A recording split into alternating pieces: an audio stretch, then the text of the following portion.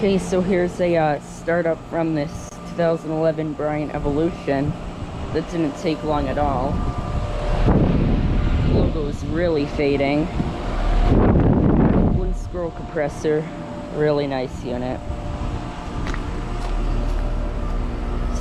It's already getting nice cold.